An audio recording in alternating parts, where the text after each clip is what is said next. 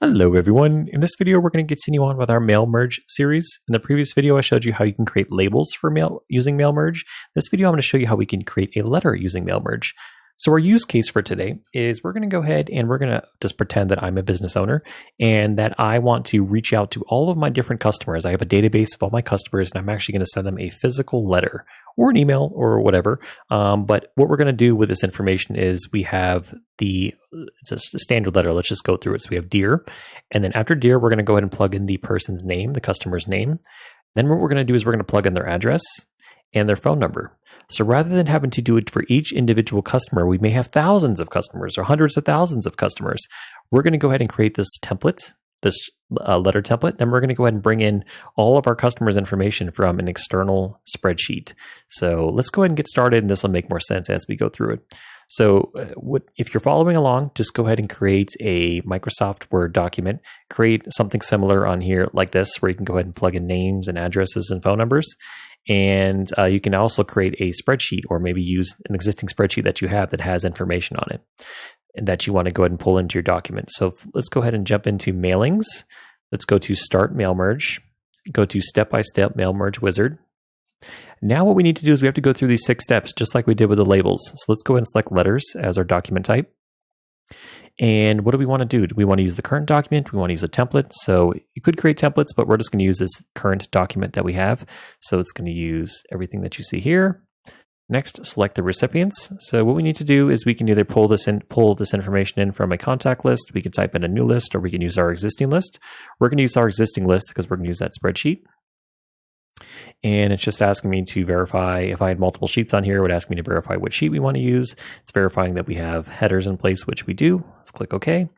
These are all of the different customers that we're bringing in. We could filter out certain customers. We can sort them a certain way, find duplicates, etc. We're good to go with the list. Okay, so now that we have that in, let's go to the next step. So let's go ahead and write our letter. So what we're going to do is we're not going to focus on any of these per se. We're just going to go ahead and pull in the information that we got from our spreadsheet. So let's go ahead and come over here to Insert Merge field. And first thing we're going to put in is the contact name. You make sure I have, okay, we do have a space there. So now you can see Dear contact name. So it'll pull in the contact name field from that spreadsheet. We are writing to you to verify that you still live at the following address. Let's go ahead and plug in the address.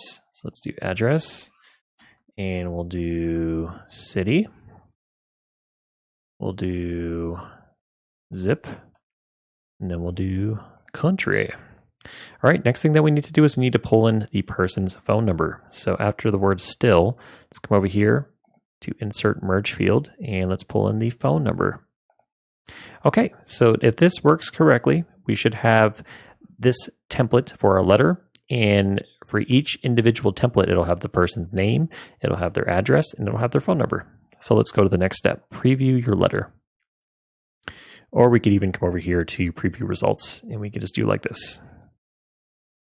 And as we scroll through, you can see that that information is changing every time. So the phone number is changing, the name's changing, the address is changing. So the next step is kind of redundant since we already did it. But if you need to, you could go ahead and preview your information. I can go ahead and switch through the different recipients here. But everything looks good. Looks like the information is formatted correctly. The name's pulling in, the address is pulling in, the phone number is pulling in.